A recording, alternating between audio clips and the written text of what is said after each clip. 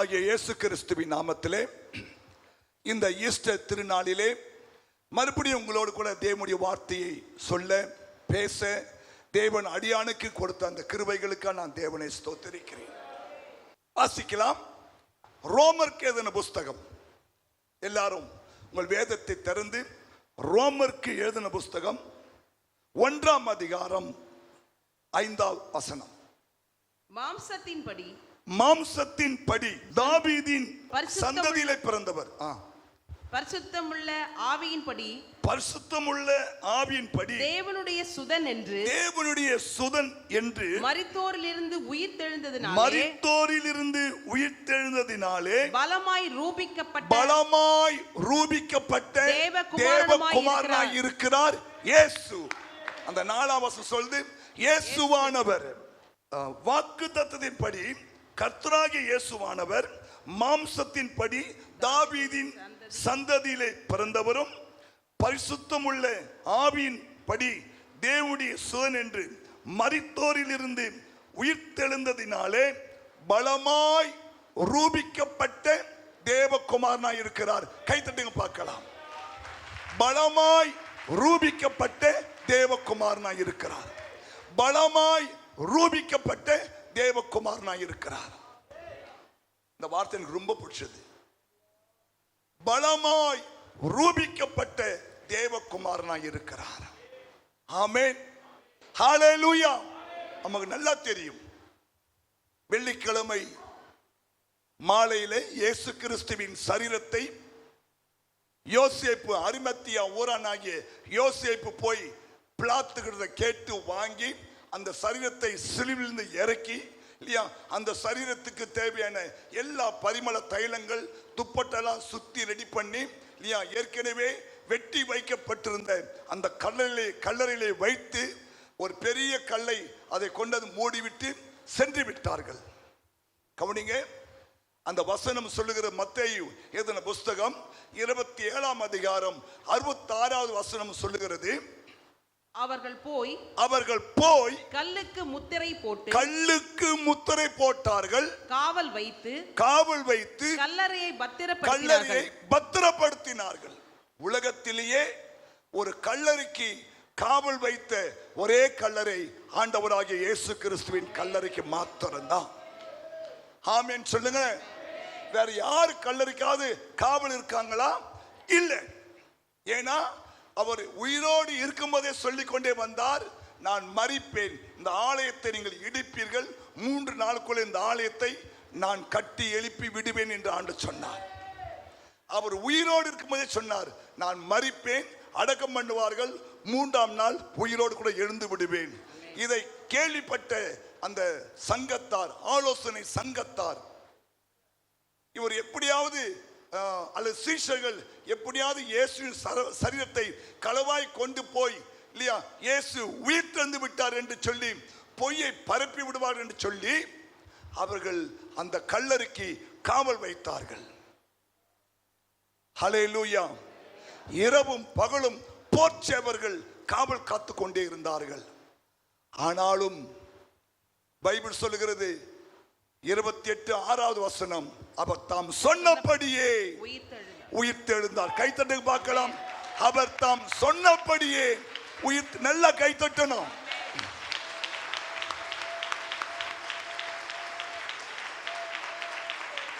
அவர் தாம் சொன்னபடியே உயிர்த்தெழுந்தார். அது கீழே நீங்க சம்பவத்துல வாசித்தீங்கன்னா இல்லையா, ஸ்தோத்திரம். அன்னைக்கு இருந்த அந்த ஆலோசனை சங்கத்தார் அவங்களாம் என்ன பண்றாங்க, அந்த போர்ச்சேவர்கள்லாம் காசை கொடுத்துட்டு இல்லையா, நாங்க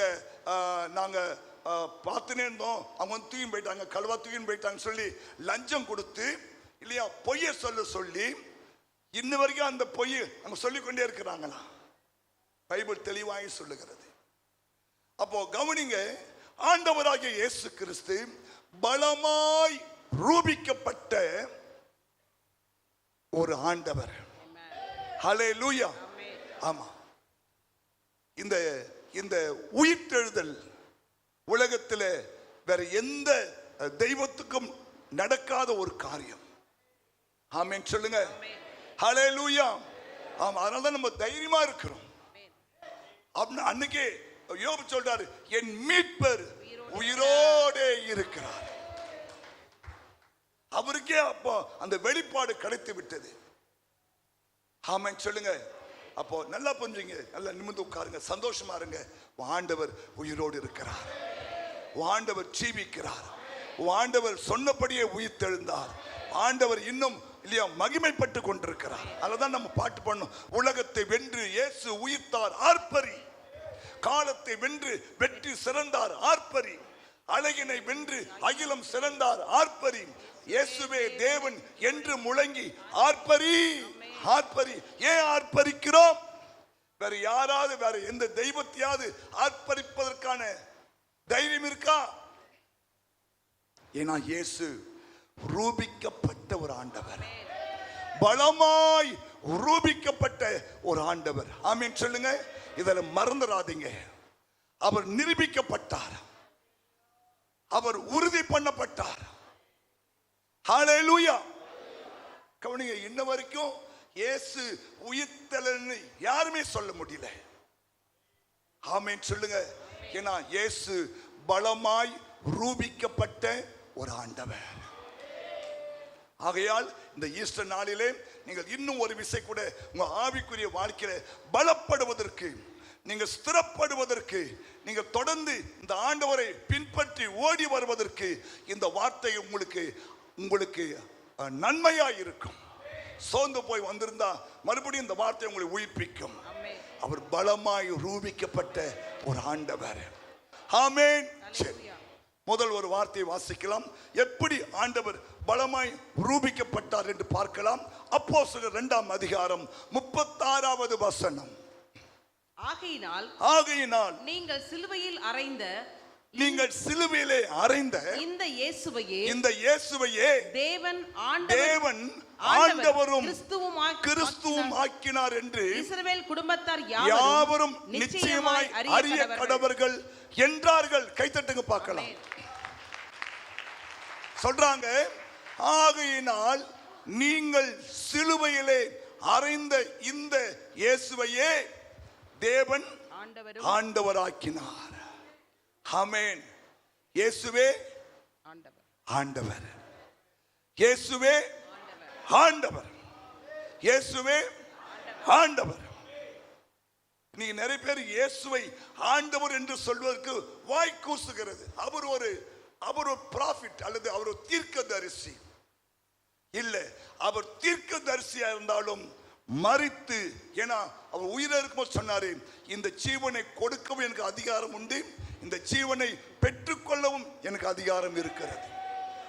கவனிங்க, இந்த ஜீவனை கொடுக்க எல்லாருக்கும் அதிகாரம் இருக்கிறது, ஆனா திரும்ப பெற்றுக்கொள்ற அதிகாரம் இயேசுக்கு மாத்திரம் தான் இருக்கு. கைத்தட்டுங்களேன். இல்லையா? இந்த ஜீவனை கொடுக்க அதிகாரம் இருக்கு. சில பேரு காலமாகி ஜீவனை ஆண்டுட்டு கொடுக்கிறாங்க.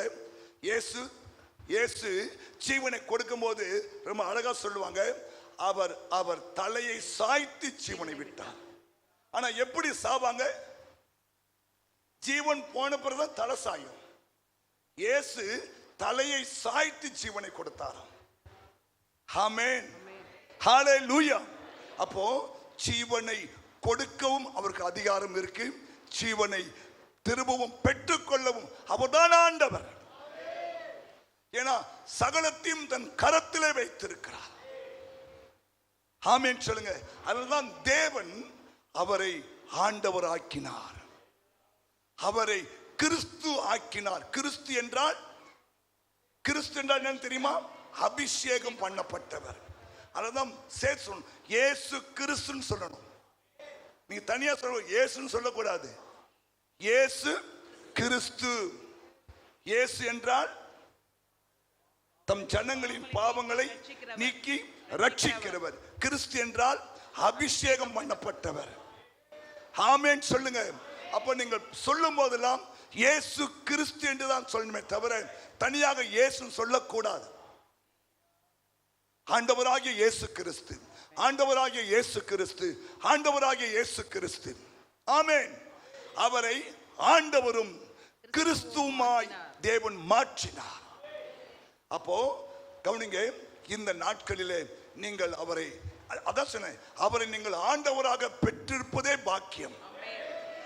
ஆமென், ஆமென். ஏன்னா கவனிங்க, நான் ஒவ்வொரு முறையும் பல நம்ம சபையில நடக்கிற அற்புதங்களை கேள்விப்படுகிறேன். ஒரு முறை ஒரு நம்ம சபையில கீழே போன மாசம் கீழே அவங்க அந்த அந்த ப்ரொஜெக்டர்ல பார்க்கும்போது இயேசு கிறிஸ்து, கவனிங்க, இந்த ஸ்டேஜிலே அவர் உலாவுவதையும் கை உயர்த்தி ஆசீர்வதிப்பதையும் அந்த சகோதரி பார்த்ததாக என்கிட்ட சாட்சி சொன்னாங்க. நம்ப முடியுதா? நீ அந்த பொண்ணு சேர்ந்து போய் சொல்றீங்க பாஸ்டர். அவசியம் இல்லை, அவசியம் இல்லை. ஆமா, ஆனா இயேசு ஜீவிக்கிறார். இயேசு உயிரோடு இருக்கிறார். அவர் ஆண்டவர் என்பதற்கு பல விதத்துல இல்லையா, பைபிள் யோவான் சொல்றாரு, அவரே மெய்யான தெய்வமும் நித்திய ஜீவனுமாய் இருக்கிறார். சில பேர் சொல்றாங்க இயேசு ஆண்டவர் அல்ல. ஆண்டவர் இயேசு எங்கேயும் தன்னை ஆண்டவர் என்று சொல்லவே இல்லை. இங்கே சொல்லி இருக்கிறார், நான் ஆண்டவர். ஆமென். நான் ஆண்டவர், நான் ஆண்டவர், நான் நித்திய ஜீவனை கொடுக்கிறவர். ஹல்லேலூயா. அப்போ அந்த ஆண்டவர் இயேசு இந்த வருஷம் உங்க வாழ்க்கையில மகிமையான காரியங்களை செய்வார். அவர் ஆண்டவரும் கிறிஸ்துவாய் இருக்கிறபடினாலே நிச்சயமா உங்க வாழ்க்கையில இல்லையா, ஒரு ஒரு ஒரு ஒரு கடவுள் ஒரு பக்தனுக்கு அல்லது ஒரு பிள்ளைக்கு என்ன செய்ய முடியுமோ அதெல்லாம் அவர் செய்ய வல்லவராய் இருக்கிறார். ஏன்னா தேவன் அவரை ஆண்டவரும் இரட்சகரும் ஆக்கினார். இதை ஆண்டவர் ஒரு முறை மகத்தின மரியாள் அழுது கொண்டிருக்கும் போது இயேசு காட்சி கொடுக்கிறார். யோவான் எழுதின புஸ்தகத்திலே காட்சி கொடுக்கிறார்.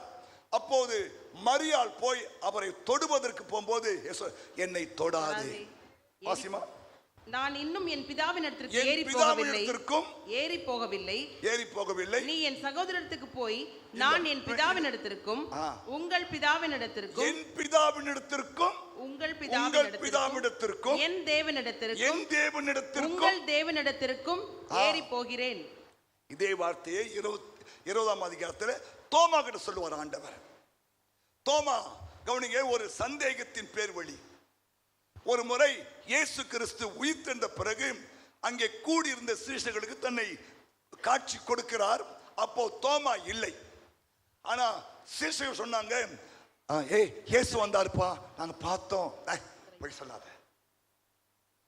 பொய் சொல்லாதீங்க.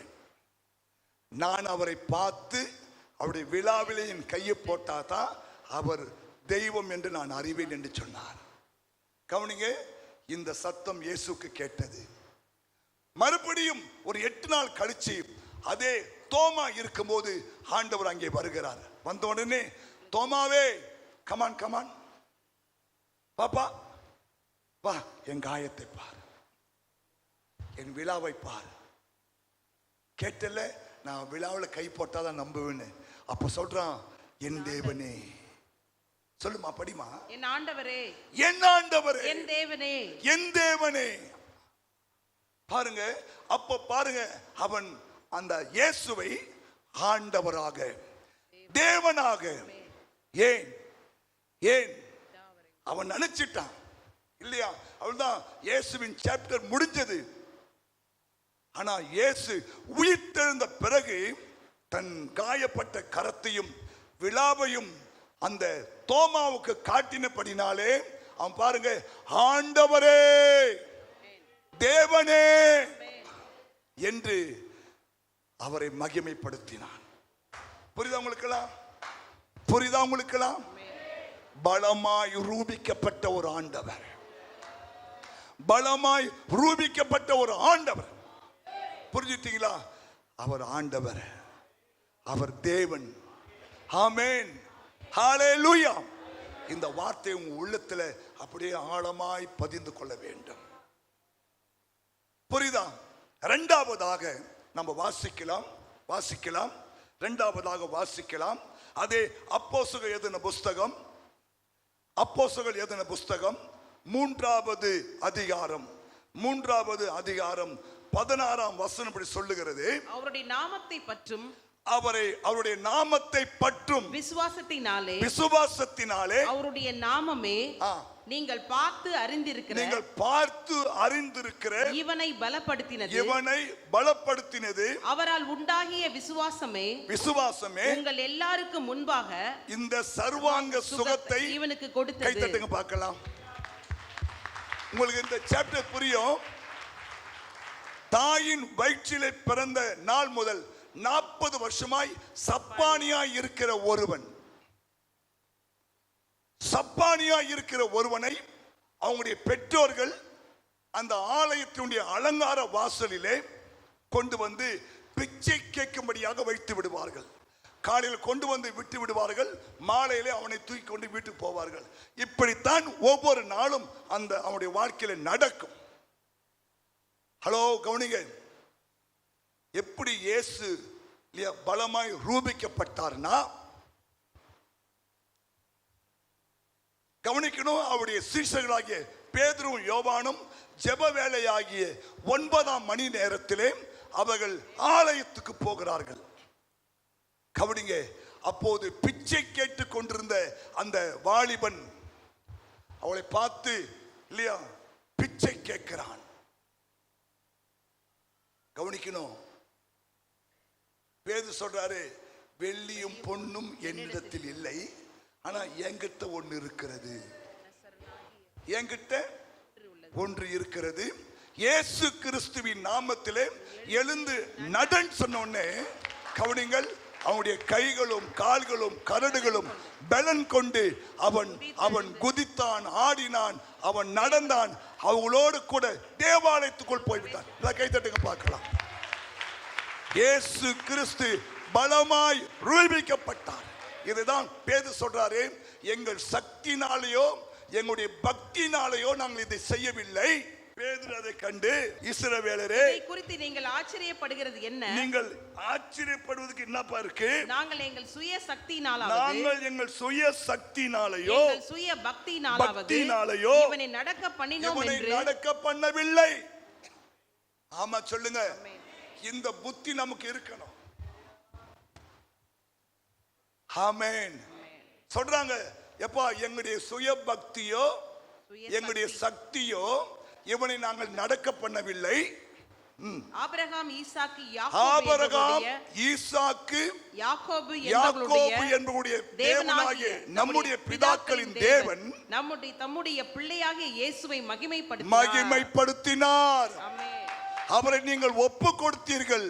பிலாத்து அவரை விடுதலை ஆக்க தீர்மானித்த போது அவனுக்கு முன்பாக அவரை மறுதலித்தீர்கள். பரிசுத்தமும் நீதியும் உள்ளவரை நீங்கள் மறுதலித்து கொலைபாதகனை உங்களுக்காக விடுதலை பண்ண வேண்டும் என்று கேட்டீர்கள். ஜீவாதிபதியை கொலை செய்தீர்கள். அவரை தேவன் மரித்தோரிலிருந்து எழுப்பினார். அதற்கு நாங்களே சாட்சி. கைத்தட்டங்கம்மா. புரியுதா? இயேசு பலமாய் ரூபிக்கப்படுவதற்கு இரண்டாவது காரியம், 40 வருஷமாய் சப்பானியாய் இருந்து இல்லையா, அவன் நினைச்சிருப்பான் நம்ம வாழ்க்கை முடிந்தது, நம்ம காலமெல்லாம் இல்லையா இப்படி பிச்சை எடுத்துதான் வாழ வேண்டுமோன்னு சொல்லி அவன் மாமிச பிரகாரமாய் யோசித்திருப்பான். ஆனா அவனுக்கும் ஒரு இல்லையா புது வாழ்வு எனக்கு தந்தார், சமாதானம் நிறைவாய் அளித்தார், பாவங்கள் யாவும் மன்னித்தார், சாபங்கள் யாவும் இல்லையா அவனுக்கு புது வாழ்வு கொடுத்தாரா? உங்களுக்கு கொடுப்பாரா? இப்படி யாராவது வந்திருக்கீங்களா? எனக்கு ஒரு வாழ்வு கிடைக்குமா இல்லையா? 40 வருஷத்துக்கு பிறகு என் வாழ்க்கை மலருமா? என் குடும்பம் மலருமா? என் குடும்பம் கட்டப்படுமா? என் வாழ்க்கை கட்டப்படுமா? சொல்றேன். ஆண்டு சொல்றாரு, கட்டப்படும். நம்புறீங்க? அதுதான் பலமாய் ரூபிக்கப்பட்ட ஒரு தேவன். உங்க வாழ்க்கை கட்டப்படும், குடும்பம் கட்டப்படும். ஹல்லேலூயா. நான் அடிக்கடி சொல்ற ஒரு சம்பவம், சாம் சபதர் அவங்களுடைய ஆபீஸ்ல ஒரு அம்மா அந்த பைண்டிங் வேலை பண்ற புக்கெல்லாம் அடிப்பார் இல்லையா, பைண்ட் வேலை பண்றதுங்க நடந்த சம்பவம் அவரே சொன்னார். கவனிங்க, அந்த அம்மாவுக்கு வயதாகி விட்டது, ஆனால் கல்யாணம். ஏன்னா கவனிங்க, அவங்கள பார்க்கத்தக்க ரூபம் இல்லை. என்ன போல 2 பல்லு பெருசா இருக்கான், 2 பல்லு பெருசா இருக்கும், கொஞ்சம் முன்னாடி இருக்கும், கண்ணெல்லாம் முட்டை முட்டையா இருக்கும். அதான் பார்க்கத்தக்க ரூபம் இல்லை. நடந்த சம்பவம். நல்லா இருந்தாவே கல்யாணம் ஆக மாட்டேது இல்லையா? எல்லாமே ஒழுங்கா இருக்கும் போதே மாப்பிள்ளை வரமாட்டான், வந்தாலும் விட்டு ஓடி போடுறான். அதெல்லாம் பாக்கியம். நீ ஜெபம் பண்ணணும், ஹல்லேலூயா, ஜெபிக்கணும். ஏன்னா இது 1000 காலத்து பயிர். நீ கொஞ்சம் கேர்லெஸ்ஸா இருந்தீனா, ஆமா, யாராவது ஒரு மாங்காய் வந்து மாட்டுவான். ஆமா, ஒரு மாங்காய் வந்து மாட்டுவான். தோத்துறோம், உனக்கும் அவனுக்கும் சமாதானம் இருக்காது. காலமெல்லாம் கண்ணீரை இல்லையா? அதுதான் சொல்றேன், நீங்க இப்போதே இல்லையா தேவனுடைய வருகை தாமதிக்குமானால், எசப்பா எனக்கு ஒரு நல்ல ஒரு எதிர்கால வாழ்க்கை நீங்க அமைச்சு கொடுக்கணும் இல்லையா? சோத்திரம் இல்லையா? என்னுடைய ஆவிக்குரிய வாழ்க்கைக்கு ஏற்றபடியே நல்லா செபிக்கிறவனா, நல்லா பைபிள் வாசிக்கிறவனா இல்லையா? ஸ்தோத்திரம் இல்லையா? ஏதோ எனக்கு ஒரு 5 பத்தை கொடுக்கணும் இருந்தா கூட போதும் ஆண்டவரே, ரொம்பலாம் வேணாம் ஆண்டவரே இல்லையா? அன்றென்றுள்ள ஆகாரத்தை கொடுக்கிறவனா இருந்தா போதும் ஆண்டவரே இல்லையா? என் வயிற்ற கழுவுறாளா இருந்தா போதும் ஆண்டவரே அப்படின்னு நீ சோமனின்னா உனக்கு ஆண்டவர் அற்புதம் செய்வார். நம் சகோதரி பிரேமா இருக்கு, பாஸ்டர் எங்க வீட்டுக்கார பாத்தீங்களா? பாஸ்டர் நேத்து கூட எங்க வீட்டுக்கார எவ்வளவு அழகா ட்ரெஸ் பண்ற. கர்த்தர் ஸ்தோத்திரம். நீ செஞ்ச புண்ணியமோ அல்லது அவன் செஞ்ச புண்ணியமோ, உண்மை அவ்வளவு தூரம் அவளை நேசம். யாராவது மூடுக ரசிச்சிருக்கீங்களா? அவங்க நடக்கிறான் பாஸ்டர், அவன் மூஞ்சியும் முகரக்கட்டையும் இல்லையா? அந்த அம்மா சொல்லுது, எங்க வீட்டுக்கார இன் பண்ணிக்கிற பாத்தீங்களா பாஸ்டர், எங்க வீட்டுக்கார நல்லா இன் பண்ணிக்கிற பாத்தீங்க பாஸ்டர். சோ என்னன்னா, இது கிருபை, இது கிருபை. எல்லாருக்கும் அப்படி அமைதானா? உமக்கே ஸ்தோத்திரம். கவனிங்க, அமைஞ்சத உருவாக்கு. நான் அடிக்கடி சொல்லுவேன், கல்யாணத்துல 50% தான் தேவன் உனக்கு என்ன பண்ணுவாரு, கொடுப்பார்.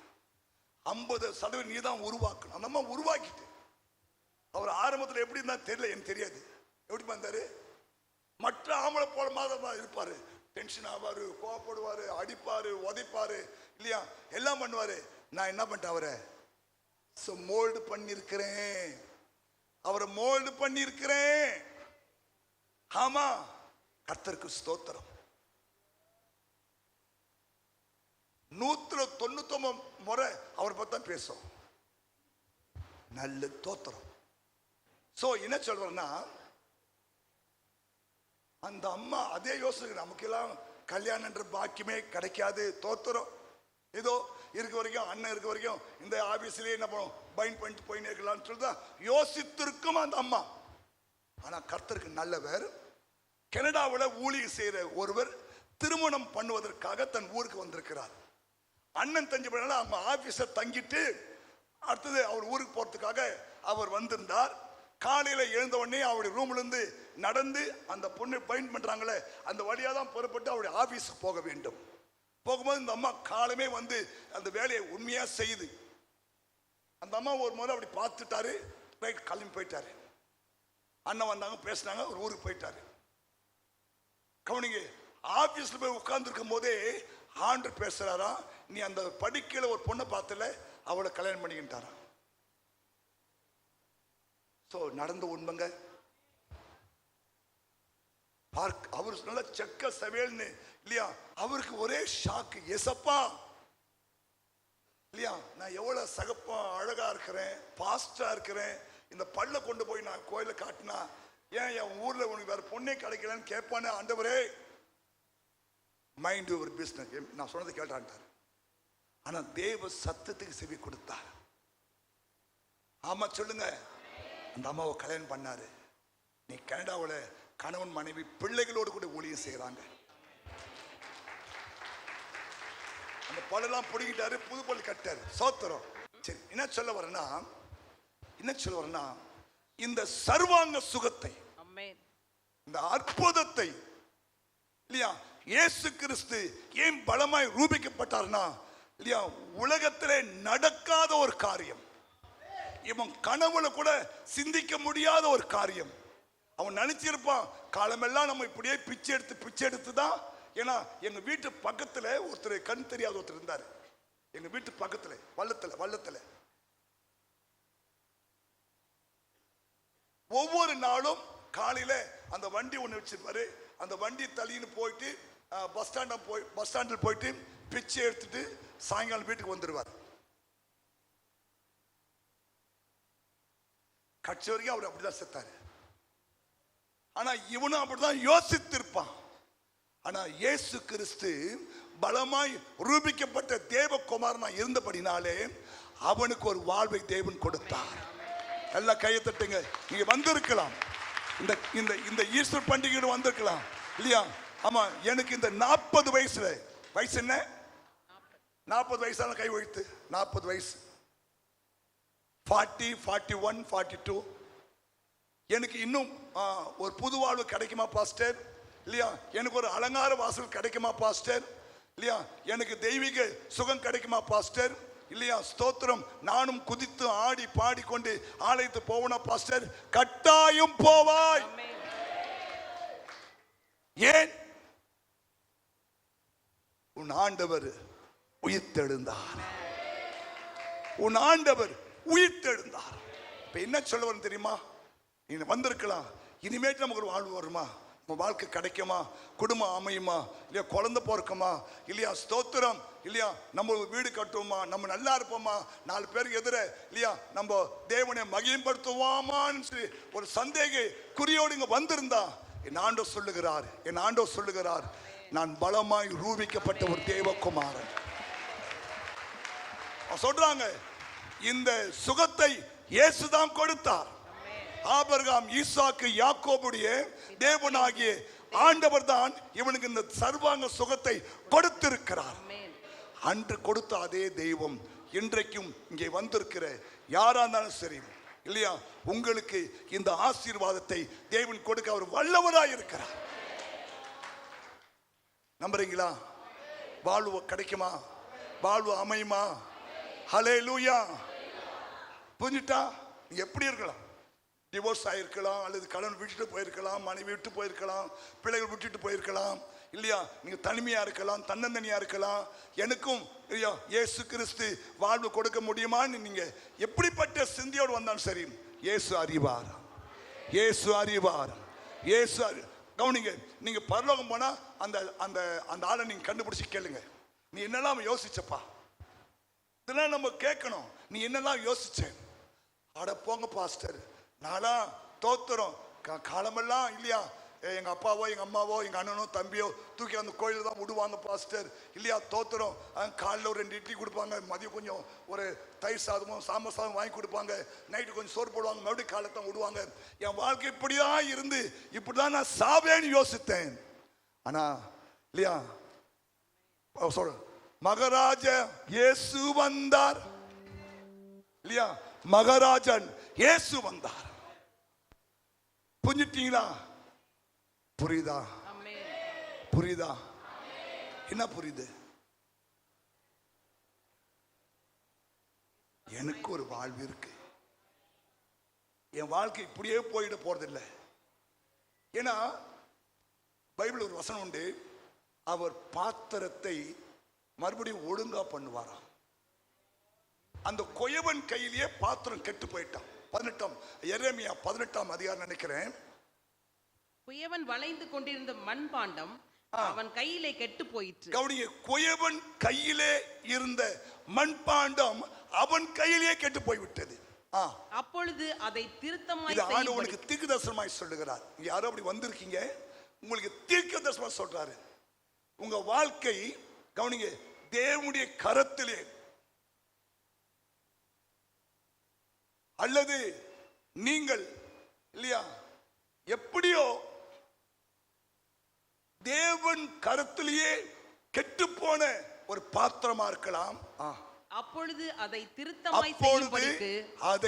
திருத்தமாய் செய்யும்படிக்கு தன் பார்வைக்கு சரியாய் கண்டபடி குயவன் அதை திரும்ப வேறே பாண்டமாக வளைந்தான். கைத்தட்டுங்க பார்க்கலாம். உன்னை ஒப்பு கொடுத்தினா கர்த்தர் உன்னை மறுபடியும் அழகாய் வணைவார். எத்தனை நம்புறீங்க? ஏன்னா அவர் பலமாய் ரூபிக்கப்பட்ட ஒரு தேவகுமாரன். கவனிங்க, இங்க இருக்க எவ்வளோ பேருக்கு எனக்கு வாழ்க்கை அமையுமா இல்லையா, என் தலையெழுத்து மாறுமா? மாறிடும். ஆமா சொல்லுங்க. எங்க டீச்சரே சொன்னாங்க, குணா என்ன ரொம்ப டென்ஷன் பண்ணாதடா, அம்மாட்ட சொல்லி 4 எருமாடு வாங்கிக்கோடா. எங்க டீச்சர் சொன்னாங்க, ராஜேஸ்வரி, எங்க டீச்சர் ராஜேஸ்வரி 8ஆம் கிளாஸ் சொன்னாங்க, குணா டென்ஷன் பண்ணாதடா சொன்னாங்க. எங்க வாதியாரு வேதன் சொன்னாரு, டேய் ஏண்டா எங்க உயிரெல்லாம் எடுக்கிற, இதுக்காடா மலேசியாவுக்கு வந்தது. ஆனா ஸ்தோத்திரம், அவங்களுடைய எல்லாத்தையும் மாத்தி போட்ட ஆண்டவர் அவருக்கே சத்தியம் சொன்ன போய். வேதன் நத்தத்துல இருக்காரு, வேதன் நத்தத்துல செத்துட்டாரு சார். நான் யார் தெரியுமா? இப்ப எங்க வாதியார் குப்புசாமி சார் டெய்லி பாக்குறேன், இன்னும் உயிரா இருக்கிறார். எப்படி பாஸ் வாதியார் பேர்லாம் ஞாபகம் வச்சுக்கிறீங்க? குரு வாதியார் பேர் தெரியுமா?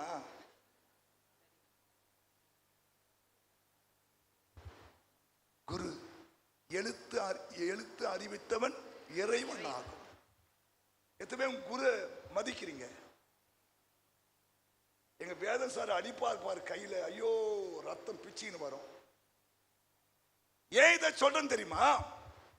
அவங்களா சொன்னாங்க, அவ்வளவுதான்ப்பா அவன் வாழ்க்கை இப்படிதான் இல்லையா, ரொம்பலாம் எதிர்பார்க்காத தோத்திரம். ஆனா தேவனுடைய கிருபையினால எஸ்எஸ்எல்சி வரைக்கும் ஃபெயில் ஆகாம பாஸ் பண்ணிட்டேன். எஸ்எஸ் அப்ப எங்களுக்கு தான் ஓல்டு எஸ்எஸ்எல்சி 11th ஃபெயிலே கிடையாது. யாரு 1ஆம் கிளாஸ் இருந்து 11th வரைக்கும் ஃபெயில் ஆகாதாலு கைவத்தி காட்டு போய் சொல்லாம. 1ஆம் கிளாஸ் இருந்து 11th வரைக்கும் ஃபெயிலே இல்லை பாஸ்டர்.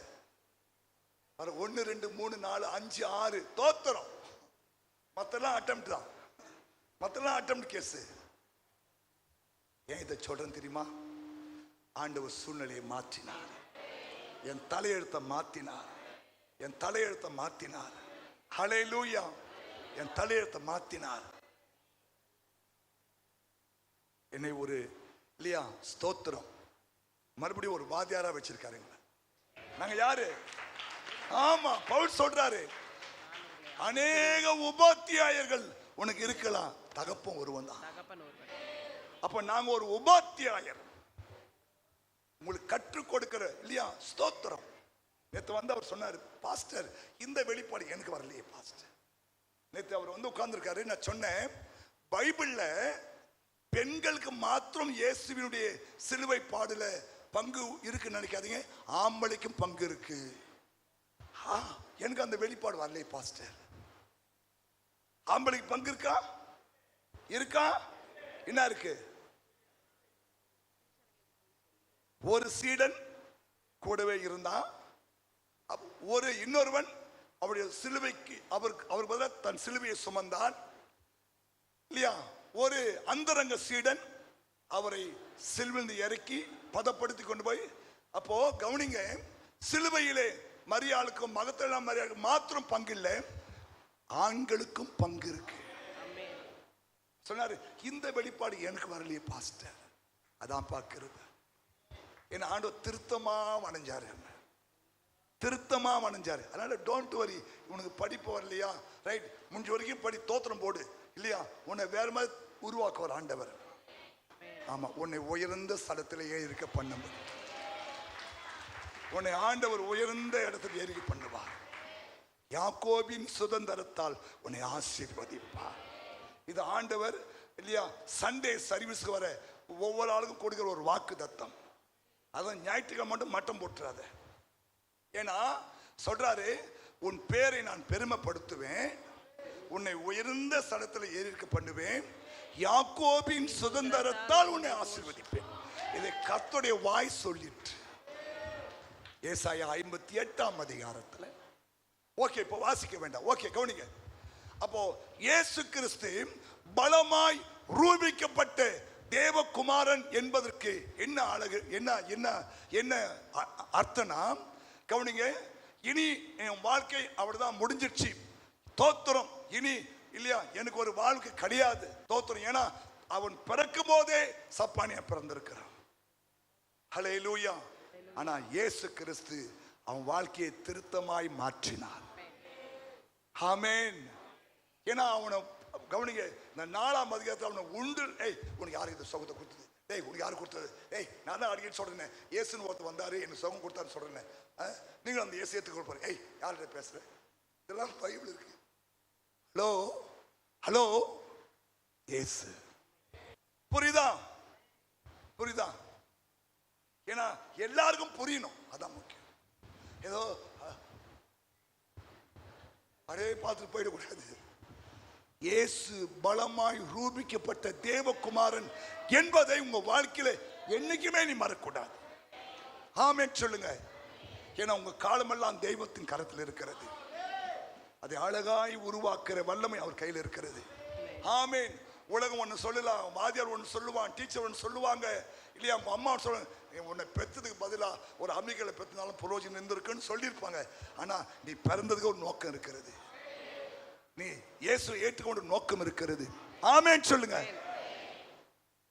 சரி, 3வது, இயேசு பலமாய் ரூபிக்கப்பட்ட ஒரு குமாரன் என்பதற்கு அடையாளமாக கவனிக்கணும். 3வது வாசிக்கலாமா? அப்போஸ்தலர்கள் 5ஆம் அதிகாரம் 15-16. பிணியாளிகளை படுக்கைகளின் மேலும் படுக்கைகளின் மேலும் கட்டில்களின் மேலும் கிடத்தி பேதுரு நடந்து போகையில் அவனுடைய நிழலாகிலும் அவர்களில் சிலர் மேல் படும்படிக்கு அவர்களை வெளியே வீதிகளில் கொண்டு வந்து வைத்தார்கள். சுற்று பட்டணங்களிலும் இருந்து திரளான ஜனங்கள் பிணியாளிகளையும் அசுத்த ஆவிகளால் பாதிக்கப்பட்டவர்களையும் எருசலேமுக்கு கொண்டு வந்தார்கள். அவர்கள் எல்லாராலும் குணமாக்கப்பட்டார்கள். Praise the Lord. 3வது, இயேசு பலமாய் நிரூபிக்கப்பட்ட ஒரு தேவகுமாரன் என்பது அடையாளமாக கவனிங்க. சாதாரணமான மீன் பிடிக்கிற ஒரு மக்கள் மூலமாய் கர்த்தர் தம்முடைய பலத்த அற்புதத்தை செய்தார். பார்த்தீங்களா? அவர்தான் இயேசு. ஆமென். கவனிங்க, இயேசுநாதர் நிழல் பட்டு நிறைய சுகமாவல. ஆனா அங்க போடுற பேதுரு நிழல் பட்டு அநேக சொஸ்தமானாங்களாம். எத்தனை பேர் இதை விசுவாசிக்கிறீங்க? உங்களுக்கு நிழல் இருக்கா? உங்களுக்கு நிழல் இருக்கா? உங்களுக்கு நிழல் இருக்கா? ஆமா, உங்க எல்லாருக்கும் நிழல் இருக்கு. அது ஒண்ணுதான் உன்னோட பிரியாது. எங்க போனாலும் கூடவே வரும் அந்த நிழல். மற்றதெல்லாம் உன் கூட வராது, இல்லையா? ஆமா, உன்னை உயிருக்கு உயிரா நேசிக்கிற சொல்லுவேன், உன் உயிரை எடுத்துட்டு போயினே இருப்பான். ஆமா, இல்லையா? எவ்வளவு டைலாக் பண்றான் இல்ல, இல்லையா? சின்ன ரோசா பூவை கையில் குத்துட்டு, இல்லையா, சோத்திரம் அன்பே சொல்லி உன்னை ஏமாத்தி உன்னை குட்டிச்சரா ஆக்கி, இல்லையா, தோத்திரம் அந்த நிழல் விட்டு போயிடும். ஆனா உன் நிழல் மாத்திரம் உன்னையே சுத்தி வந்து கொண்டே இருக்கும். ஆமென் சொல்லுங்க. கவனிங்க, உன் நிழலுக்கும் சக்தி இருக்கிறது. கவனிங்க, உங்க நிழலுக்கு கூட சக்தி இருக்கு. பேதுரு நடந்து போறாரு, அவர் நிழல் பட்டவங்க எல்லாம் சுகமாயிட்டுக்காங்க. நான் இது அப்பவே ஆண்டவரே, என் நிழல் பட்டு எல்லாம் சுகமாகணும் ஆண்டவரே. என் நிழல் நான் கை வைக்க கூடாது, நான் ஜெபம் பண்ண கூடாது, இல்லையா? ஆனா என் நிழல் பட்டு நிறைய பேர் சுகமாகணும். அதான் சொல்றாரு, பிணியாளிகளை படுக்கையில் மேலும் கட்டில்களில் மேலும் கிடத்தி பேதுரு நடந்து போகையில் அவனுடைய நிழலாகிலும் அவர்களில் சிலர் மேல் படும்படிக்கு அவர்களை வெளியே வீதியிலே கொண்டு வந்து வைத்தார்கள். அப்போ இயேசு பலமாய் ரூபிக்கப்பட்ட ஒரு ஆண்டவர் என்பதற்கு இதெல்லாம் தேவன் நமக்கு எழுதி வைத்திருக்கிறார். இன்றைக்கும் அவரை விசுவாசிக்கிற, அவரை நம்புகிற உங்க வாழ்க்கையிலும் கவனிங்க, நான் சொல்றேன் இன்னைக்கு புதுசா, உங்கள் நிழலுக்கு சக்தி இருக்கிறது, உங்கள் வஸ்திரத்துக்கு சக்தி இருக்கிறது இல்லையா? நீங்க அப்போஸ்தலர் 19ஆம் அதிகாரம் எடுத்துட்டீங்கன்னா, அப்போஸ்தலன் பவுல் கையினாலே ஆண்டவர் விசேஷ அற்புதம் செய்தார். பவுலின் கைகளினாலே தேவன் விசேஷித்த அற்புதங்களை செய்தார். அவனுடைய சரீரத்தில் இருந்து உருமால்களையும் கச்சைகளையும் கொண்டு வந்து வியாதிக்காரர் மேல் போட வியாதிகள் அவர்களை விட்டு நீங்கி போயின. கவனிங்க, நீங்க உங்க வீட்டிலேயே உங்க யாராவது வியாதியை சேர்ந்தாங்கன்னா இல்லையா, உங்க ஜோமணி அந்த கட்சி வாங்க மேல போடு. ஜோமணி இல்லையா, உன் சைனா அவுத்த மேல போடு. அதுதான் உருமால். ஹலோ, விசுவாசிக்கிறவனுக்கு எல்லாம் கொடு. பாஸ்டர்லாம் போன் பண்ணாத இல்லையா? ஆமா, நாங்களாம் எங்க தலைமையில கை வச்சோம், இயேசு நாமத்துல பொல்லாத ஆவியை பிசாசை பலவீனமே சாத்தானே போ, அவ்வளவுதான். புரியுதா? ஏன்னா உனக்குள்ளவே தேவ வல்லமை இருக்கிறது, சுகமாக்குற வல்லமை இருக்கிறது, அற்புதம் செய்யற வல்லமை இருக்கிறது, வியாதியை குணமாக்குற வல்லமை இருக்குது, கட்டிகளை உடைக்கிற வல்லமை இருக்கிறது. எத்தனை நம்புறீங்க? அவ்வளவுதான், 1-2 பேர் தானா? நான் சொல்லிட்டோம், இந்த வருஷம் கர்த்தர் இல்லையா பலமாய் ரூபிக்கப்பட்ட தேவகுமாரனாக உங்க வாழ்க்கையில் வெளிப்படுவார். ஆமென் சொல்லுங்க, விசுவாசிங்க. என் நிழல் பட்டு சுகமான ஆண்டவரே இல்லையா, ஸ்தோத்திரம். யாராவது சிக்கந்தாங்கன்னா ஜெபம் பண்ணி ஒரு கட்சி ஊத்தி மேல போட்டுங்க. கட்சி எப்படி பாஸ் பண்ணி நடந்திருக்குல்ல, இல்ல என்ன புருஷன் ஜெபம் பண்ணுவாங்க பேரு இல்லையா? நான் சொல்றேன், கட்சி தூக்கி போடு, இல்லைன்னா அவங்க படுக்க வச்சு நடந்து போகும், நேர பட்டோம்.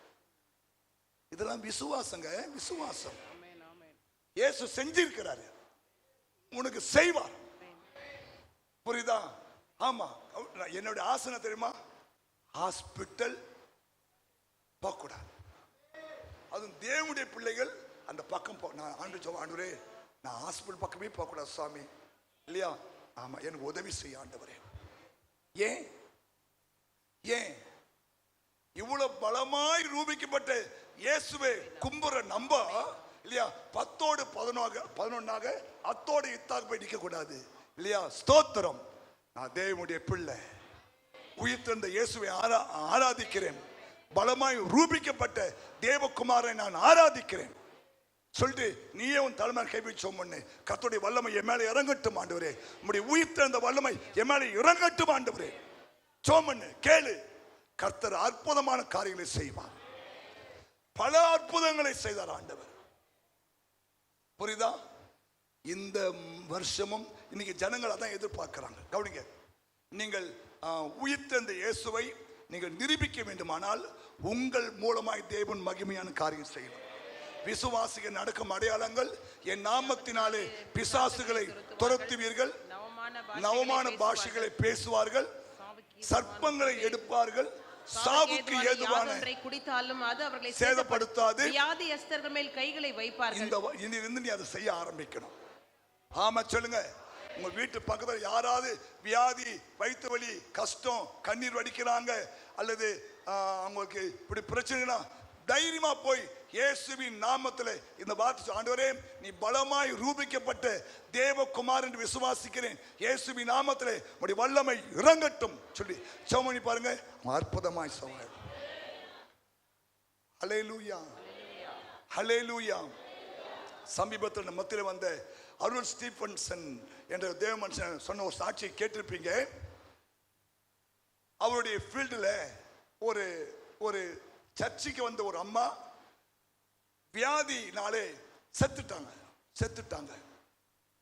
இந்த மிஷினரி பல மைல் தூரத்தில் இருக்காரு.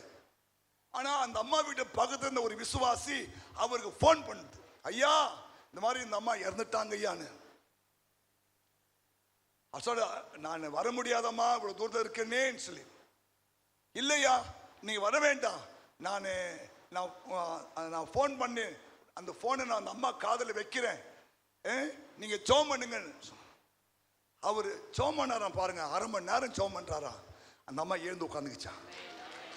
செத்து போய் அடக்கம் பண்ணுவதற்கு ஆயத்தமா இருக்கிற அந்த அம்மா கடைசி ஜெபத்தை இந்த மிஷனரி பண்ணிட்டு தூக்க போறாங்க. ஆனா ஸ்தோத்திரம், கர்த்தர் அற்புதம் செய்திருக்கிறார். எத்தனை விசுவாசிக்கிறீங்க? இயேசு கிறிஸ்து பலமாய் ரூபிக்கப்பட்ட ஒரு தேவகுமாரன். இன்றைக்கும் இல்லையா பாட்டு, உங்க வல்லமைகள் குறைந்து போகவில்லை, உந்தன் உயிர்த்தெழுதல் ஏசப்பா உங்க நாமத்தில் இன்னும் அற்புதம் நடக்குது. ஏசப்பா நம்ம பறிஞ்சிட்டா அன்னைக்கு இருந்த அதே வல்லமை இன்னைக்கு இருக்கிறது. ஆமா சொல்லுங்க. அதனால உங்க வாழ்க்கையில நீங்க இந்த வருஷம் செய்ய வேண்டிய ஒரு காரியம் தெரியுமா?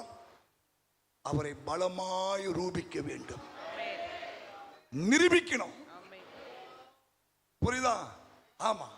உங்க வாழ்க்கையில, உங்க தனிப்பட்ட வாழ்க்கையில இல்லையா, நீங்க இயேசுநாதரை நிரூபிக்கணும். அந்த அளவுக்கு நல்லா ஜெபம் பண்ணு, நல்லா பைபிள் வாசி இல்லையா, உபவாசம் பண்ணு. பாருங்க, இயேசு கிறிஸ்து இந்த வருஷம் உங்க வாழ்க்கையில தம்மை நிரூபித்து காட்டுவார். இயேசு இந்த வருஷம் உங்க வாழ்க்கையில அவருடைய வல்லமையை நிரூபித்து காட்டுவார். சரி, இன்னொரு காரியம் சொல்லி முடிக்கிறேன். வாசிக்கலாம். அப்போஸ்தலர் 4ஆம் அதிகாரம் 30-31. உம்முடைய பரிசுத்த பிள்ளையாகிய இயேசுவின் நாமத்தினாலே அடையாளங்களும் அற்புதங்களும் நடக்கும்படி செய்து பிணியாளிகளை குணமாக்கும்படி உம்முடைய கரத்தை நீட்டி உம்முடைய ஊழியக்காரர் உம்முடைய வசனத்தை முழு தைரியத்தோடும் சொல்லும்படி அவர்களுக்கு அனுக்கிரகம் செய்தருளும் என்றார்கள். அவர்கள் ஜெபம் பண்ணின போது அவர்கள் கூடியிருந்த இடம் அசைந்தது. அவங்க எல்லாரும் பரிசுத்த ஆவியினால் நிரப்பப்பட்டு தேவ வசனத்தை தைரியமாய் சொன்னார்கள்.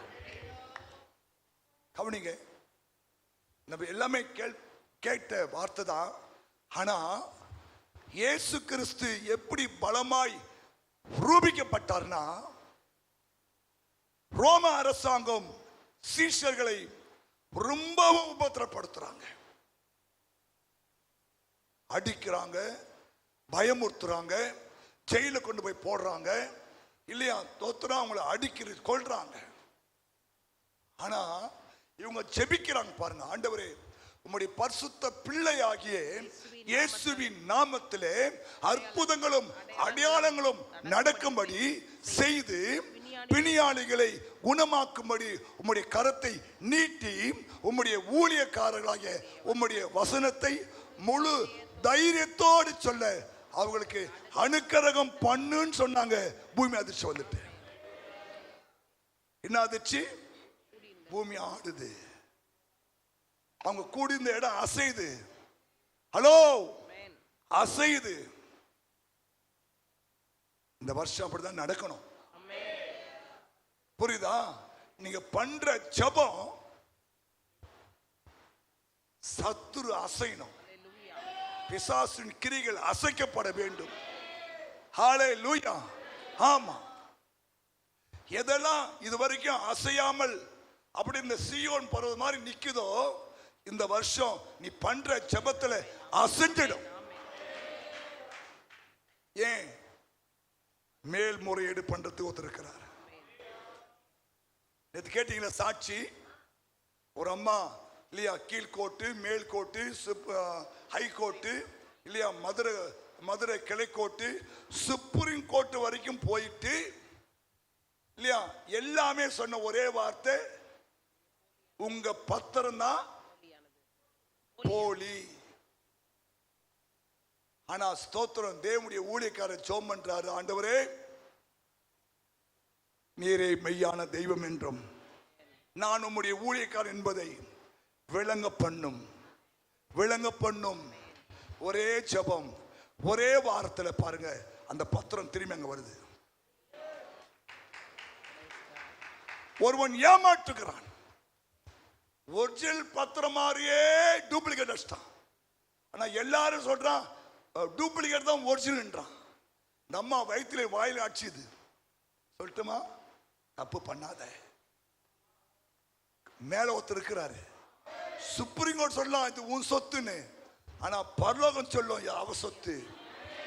யுத்தம் பண்ணினார் ஆண்டவர், யுத்தம் பண்ணினார் ஆண்டவர். ஒரே வாட்டில் பார்த்தது தான் கொடுத்துட்டான். ஆமா, விதவைகள் சொத்தை அபகரிக்காத, ஏமாத்தாத, பூர்வ எல்லைக்குறையை தாட்டி போடாத. தேவன் அவர் மீட்பர் வல்லவர். இருக்கா நீதிமொழிகள் 24 நினைக்கிறேன் சொல்றாரு, அவங்க மீட்பர் வல்லவர். விதவைகளுக்கும் திக்கற்ற பிள்ளைகளுக்கும் அவர் விசாரிக்கிறவர்.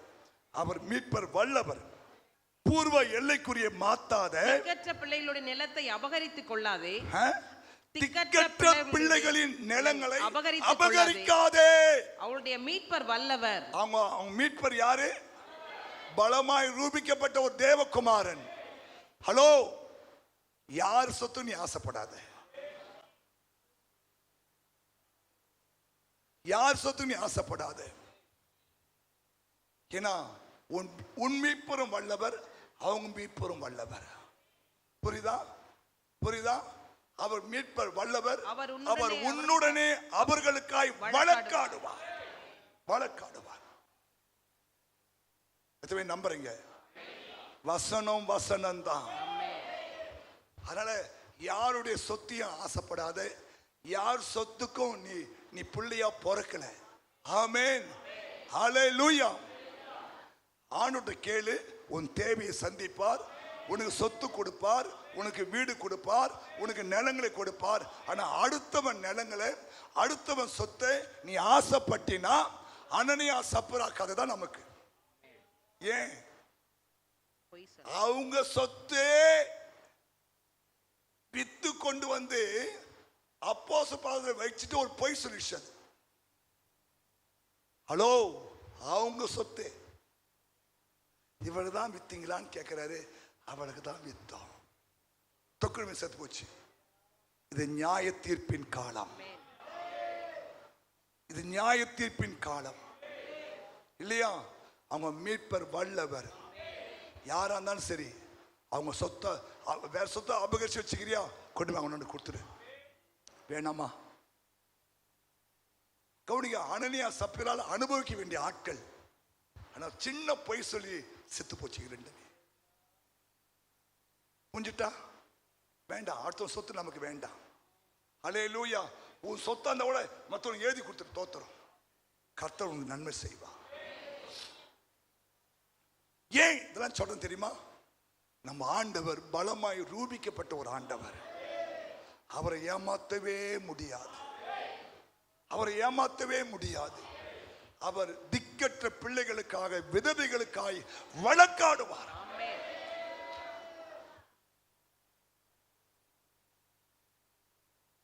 பூர்வ எல்லைக்குறையை மாத்தாத, மற்ற சொத்து ஒரு அரடி தள்ளி கூட வேலி போடாத, அதுவும் உனக்கு சாபம். ஆமென் சொல்லுங்க. ஹல்லேலூயா. வானமும் பூமியும் கர்த்தருடையது, பூமி அது நிறைவும் அவருடையது. கேளு, அவரை கேளு, கொடுப்பார். இல்லையா, கொடுக்கலையா, தோத்திரம் போடு. இருக்க வரைக்கும் ஒரு வாடகை வீட்டில் இருக்கிறியா, தோத்திரம் போட்டு இல்லையா, மன நிம்மதியா இருந்துட்டு போய் சேர்த்து. பரலோகத்தில் உனக்கு ஒரு ஸ்தலத்தை ஒரு ஆயத்தம் பண்ணுகிறார். பரலோகத்திலே ஒரு ஸ்தலத்தை உனக்காய் ஆயத்தம் பண்ணி வச்சிருக்கிறார். உனக்கு அங்க இடம் வேணுமா, இங்க இடம் வேணுமா? யாரும் கைத்தி காட்டலையே. எனக்கு இங்கு வேணும், அங்கே வேண்டாம். எங்கன்னா ஒரு இடம் கேளு. எங்க வேணும்? எங்கதான் வேணும்? அதுக்கு என்ன பண்ணு? அன்றே இங்க இருக்கிறதுக்கு உங்க சித்தமானா ஒரு வீடு வாசல் கொடுங்க. நான் ரொம்பலாம் கேட்கல, ஒரு 5 சென்ட், ஒரு 2 பெட்ரூமு, ஒரு ஹாலு, ஒரு கிச்சன் இந்த போதும் ஆண்டவரே. மாடி மேல மாடி கட்டும் மை டியர் மிஸ்டர், உனக்கு மறுமையிலே வீடு உண்டா சொல்லுங்க மிஸ்டர். 2 மாடி கட்டலாமா, 3 மாடி கட்டலாமா? சரி, கட்டி தோத்திரம் போடு. கடை வாங்கி கட்டாத, பேங்க் லோன் எடுத்து கட்டாத, இஎம் எடுத்து கட்டாத. ஆமா, பணம் இருந்தா கட்டு, இல்லைன்னா ஒரு மாடியாட முடிச்சுட்டு அந்த பணத்தை ஊழியத்துக்கு செலவு பண்ணு. ஊழியது இது செஞ்சாலும் பரலவனும் புண்ணியம் கிடைக்கும். ஆமா, ஒரு கதை சொல்லி முடிச்சிடுறேன். ஆமா, கதையிலே வண்டி ஓட்டுங்க பாஸ்டர். ஒரு வீட்டில் ஒரு அம்மா வேலை செஞ்சுதான். அது நம்ம செக்கினாசமணி விசுவாசி. அவங்களுக்கு அவ்வளவா இங்கே தானே உங்களுக்கு கொடுக்கறத பற்றி சொல்லி கொடுக்குறோம். ரைட்டு, நம்ம விசுவாசி அவங்க வீட்டில் வேலை செய்யுது. தோத்திரம். அந்த அம்மா சம்பளம் கொடுத்தோடனே முதல் காணி கொண்டாந்து கோயிலில் தசமாங்க போட்டுருமா. அந்த அம்மா கேட்குமா, என்னாடி முதல் சம்பளம் உனக்கு கொடுக்கலே கொஞ்சம் சம்பளம், அதை கொண்டு போய் அந்த கோயில் குத்துரு வந்துடுறேன் இது அந்த அம்மா திட்டுமா. இல்லைம்மா, அது பைபிள் சட்டமா, அது நாங்கள் செய்யணுமா. தோத்திரம். இந்த அம்மா விட்டுட்டு தோத்திரம். ஒரு நாள் நம்ம ஒரு சொப்பனம் பார்க்க கனவு நம்ம பரலோகத்துக்கு போறாங்க. அங்கே பேதுருல அவர் தான் பரலோகத்தினுடைய இன்சார்ஜ். அவர் வந்து வெல்கம்மா, வாங்க வாங்க வாங்க. எங்கிருந்துமா வரீங்க? நான் செங்கல்பட்டு அண்ணா நகர்ல இருந்து வரேங்க. அப்படியா, சரி. ஓ, அந்த ஸ்டெல்லால? Yes yes yes yes yes. அப்படியே இட்டுனே போறாரு. ஐயா, எனக்கெல்லாம் வீடு கட்டி முடிச்சிங்களா ஐயா? அப்படியே இட்டுனே போறாரு. பார்த்தா இந்த பக்கம் ஒரு 2 மாடி வீடு, இது மாதிரி கதவை தந்து ஒரு பொன் கதவுலாம். இந்த பக்கம் 2 மாடி வீடு. ஐயா, இது யாருக்கியா, இது யாருக்கியான்னு சொல்றாங்க. இந்த அண்ணன் நகரில் 3ஆம் கிராஸ் ஒன்று அம்மா இருக்குதுல்ல, 4ஆம் கிராஸ் ஒன்று இருக்குதுல்ல, 5ஆம் கிராஸ் ஒன்று இருக்குதுல்ல, அதுக்கு தான் இந்த வீடு தான் வச்சுக்கிறேன். சரி, பேசினே போறாங்க. தோத்திரம். கடைசியா போன ஒரு பன்னி குஷ் ஒன்று போட்டிருக்கு. ஐயா, இவ்வளோ வீடு இருக்கு, அசிங்கமா இங்க ஒரு குடிசை போட்டு வச்சிருக்கீங்களே, இது உங்களுக்கே நல்லா இருக்கான்னு கேட்டேன். இந்த இந்த இதுக்கான அபாக்கியவாதி யாரு? நீதாடினாங்க. ஐயோ ஐயோ ஐயோ, தானே அண்ணன் நகர்ல 3 மாடி வீடு இருக்கு, 3 மாடி வீடு இருக்கு. அந்த குச்சி பக்கத்துல பாத்தீங்கன்னா 2 மாடி வீடு ஒண்ணு இருந்துதான். ஐயா, இது யாருக்கு? என்ன உங்கள்கிட்ட வேலை செய்யறால? ஓ, நான் கொடுத்த சம்பளம் ஐயா, நான் கொடுத்த சம்பளம். அதுதான் அந்த அம்மா உண்மையா என்ன பண்ணாங்க, எனக்கு செய்ய வேண்டிய செஞ்சுட்டு இங்க வீடு கட்டி வச்சிருக்குது. டக்குன்னு கனவு போயிட்டு அம்மாக்கு. ஏன் கனவு போயிட்டு அன்னைக்கு நம்ம மனம் திரும்பிட்டு உண்மையா வாழ ஆரம்பிச்சது. உண்மைங்க. ஆண்டு சொல்ற, நான் போய் உங்களுக்காக ஒரு ஸ்தலத்தை ஆயத்தம் பண்ண. நான் ஆயத்தம் பண்ணின பின்பு நான் இருக்கிற இடத்துல நீ வந்து இருக்கும்படி உன்னை வந்து நான் கூட்டிட்டு போவேன்னு சொல்றேன். இந்த உலகத்துல கொஞ்ச நாள் வாழ போறோம். யார் சொத்துக்கும் ஆசைப்படாத, யார் வீட்டுக்கும் ஆசைப்படாத, யார் நிலத்துக்கும் ஆசைப்படாத. இல்லையா? கர்த்தர் உனக்கு கொடுத்தாரா, அதை மட்டும் நீ அனுபவி. ஆமென் ஆமென். ஏன் ஏன் அதெல்லாம் நிக்காது. உண்மையா உழைக்கிறவனுக்கே இல்லையா ஒட்ட மாட்டுது. நீ கொள்ளடிச்சு, நீ வந்து ஏமாத்தி பத்திரத்தை மாத்தி அப்படிலாம் பண்றியே, உனக்கு நிக்குமா? பொள்ள கொட்டி நல்லா இருக்குமா? ஏமா, நம்ம யாருக்கு சொத்து சேர்க்கிறோம்? என் பிள்ளைக்கு பாஸ்டர். அது நல்லா இருக்குமா? கொஞ்சம் யோசித்து பாரு. ஏன்னா கவனிங்க, சாமுவேல் சவுலை பார்த்து கேட்கிறாரு, எப்பா நான் தான் எல்லாத்தையும் க்ளோஸ் பண்ண சொன்னேன், பின்னால கத்துற இந்த ஆடு மாடு சத்தலாம் என்னப்பான்னு. அது உங்களுக்கு பலி எடுத்து கொண்டு வந்த ஆண்டவர். அட பொல்லாத அசுத்தாவி, எல்லாத்தையும் வெட்ட சொன்னேன், எதுக்கு நீ புஷ் வந்துடலாம்? இருக்கா பாருங்க, இருக்கா? பைபிள் இருக்கு இருக்கு. கவனிங்க, அது போய் தேவனுக்கு சத்தமிடும். நீ அநியாயமாய் சம்பாதிச்சிருக்க சொத்து, அது போய் தேவ சமுதாயம் கத்தோம். என்னப்பா சத்தம்? இது அந்த ஏழை தாய் சொத்தை ஏமாத்திட்டு வந்திருக்காப்பா. ஆனா கோயில் என்ன பண்றா இல்லையா? உமக்கே ஸ்தோத்திரம். எதுக்கு? ஏமாத்தின சொத்துக்கா, ஏமாத்தின நிலத்துக்கா, ஏமாத்தின வீட்டுக்கா, ஏமாத்தின பத்திரத்துக்கா ஸ்தோத்திரம் போடுற. வாய் மேல தேவன் அடிப்பாரா அல்லவா? அடிப்பாரா அல்லவா? ஏறது வாயில் அச்சாரா இல்ல ஆண்டவரு? அவன் புழு புழுத்த செத்தானா இல்லையா? நல்லா தானே பாச போனீங்க, டக்குன்னு ஏன் பாசங்க வந்துட்டீங்க? இயேசு பலமாய் நிரூபிக்கப்பட்ட ஆண்டவர். அவர் கையில நன்மையும் இருக்கு, ஜட்ஜ்மெண்ட்டும் இருக்கிறது. ஆமா சொல்லுங்க. அப்போ சொல்ல வேண்டிய காரியம் என்னன்னா, கவனிங்க, ஜெபம் அசைவை உண்டாக்கும். ஜெபம் எவ்வளவு பெரிய காரியம் இருந்தாலும் ஆசையும். ஏன்னா இயேசு பலமாய் ரூபிக்கப்பட்ட ஒரு ஆண்டவர். இயேசு மாம்சத்தில் இருந்த நாட்களிலே தம்மை ரட்சிக்க வல்லமை உள்ளவரை நோக்கி பலத்த சத்தத்தோடு விண்ணப்பம் பண்ணி வேண்டு செய்து தமக்கு உண்டான பயபக்தி நிமித்தம் கேட்கப்பட்டார். அந்த ஆண்டவர் மறுபடியும் உன் வாழ்க்கையில இந்த வருஷம் இல்லையா உன் ஜெபத்தினாலே இல்லையா உன்னை பலமாய் ரூபிக்க அல்லது இந்த வருஷம் உங்களை நிரூபித்து காட்ட தேவன் விரும்புகிறார். ஜெபத்தை விட்டுறாதீங்க, ஜெபத்தை விட்டுறாதீங்க, ஜெபத்தை விட்டுறாதீங்க. கொஞ்சத்துல உண்மையா இருங்க இல்லையா, நல்ல உண்மையான விசுவாசியா இருங்க. நம்ம ஒன்றும் கொண்டு வந்ததில்லை, நம்ம ஒன்றும் கொண்டு போறதில்லை இல்லையா. தோத்துறோம். ஆமா ஆமா கவனி, நாளைக்கு நீங்க நானும் பார்ப்போமான்றது நம்பிக்கை நமக்கு கிடையாது. ஹல்லேலூயா. அதுதான் இன்றைக்கு இரவு உன் ஆத்துமா எடுபட்டு போகுமானால் நீ சம்பாதித்து வைத்தவைகள் யாருக்குப்பா சொந்தமாகும் கேட்டாரா இல்லையா? கேட்டாரா? கேட்பாரு. ஏன்னா ஒரு பலமாய் ரூபிக்கப்பட்ட தேவகுமாரன், ஜீவிக்கிறவர். கேட்பார் ஆண்டவர், கணக்கு கேட்பார் ஆண்டவர். உண்மையா இருங்க. உண்மை உள்ள மனுஷன் பரிபூர்ண ஆசீர்வாதத்தை பெற்றுக்கொள்வான். போதும் என்ற மனம் உனக்குள்ள வரட்டும். ஆமென் சொல்லு. மற்றதெல்லாம் பணத்தை வித்து ஊழியம் செய், ஏழைகளுக்கு கொடு, நாளத்தினிய கொடு, தர்மம் பண்ணு. ஆமா தர்மம் பண்ணு. தோத்துறோம் இல்லையா, அப்படியே அடக்கட்டி வைக்காத உள்ள, அப்படியே பேங்க்ல போட்டு போட்டு பட்டுன்னு போயிடும். கையெழுத்து போட நம்மளால முடியாது போயிடும். ஹல்லேலூயா. உண்மைதாங்க, உண்மைதான் பேசுறேன், தப்பா பேசல, உண்மை பேசுறேன். எங்க அண்ணன் திடீர்னு இறந்துட்டாங்க. பேங்க்ல 50,000 எடுக்க முடியாம போயிட்டு. அவர் ரயில்வே ஸ்டாஃப். 50,000 இருந்தது. சொன்னாரு, டேய் நான் செத்துட்டா அந்த துட்டு எடுக்க முடியாம போயிட்டு. வாழ்வு சாதம் என்று எண்ணி மனதில் கர்வமும் கொள்ளாதே. பொய்யான வாழ்வு சாதம் என்று எண்ணி மனதினில் கர்வமும் கூடு விட்டு உண்ணாவி போனால் கூட யார் வருவார்? உண்மைதானே?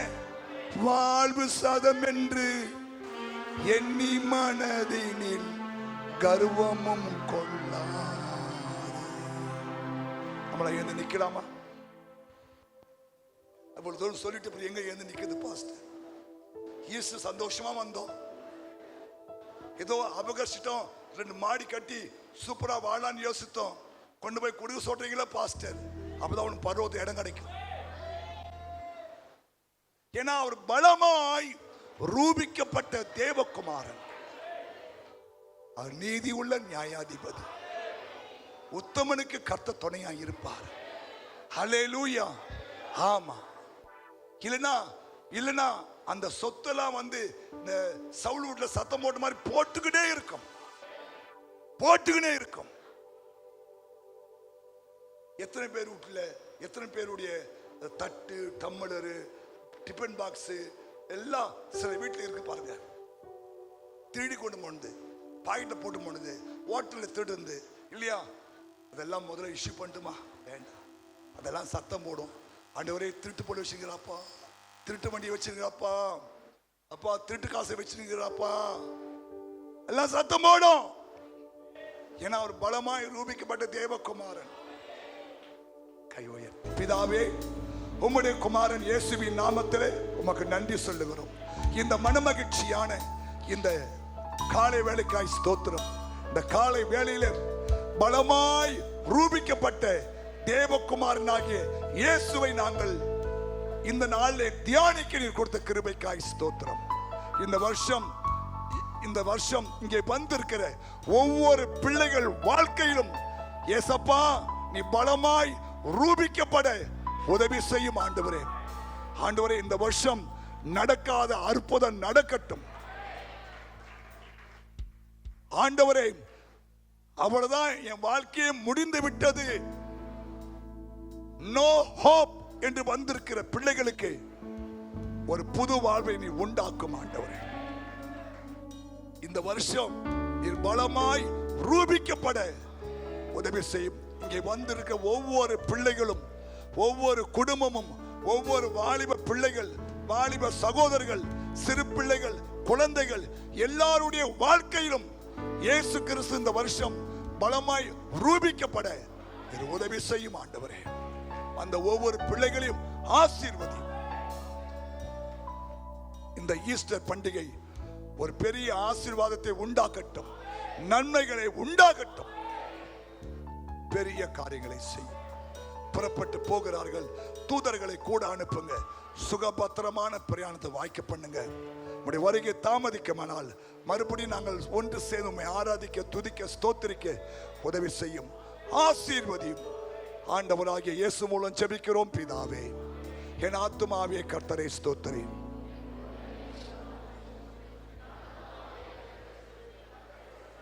நம்முடைய பிதாவாகிய தேவனுடைய அன்பும் கர்த்தராகிய இயேசு கிறிஸ்துவின் கிருபையும் பரிசுத்த ஆவியானுடைய ஐக்கியமும் இப்போதும் எப்போதும் சதா காலமும் தேவ வருகை மட்டும் இருந்து உங்களை காத்து வழிநடத்துவாராக.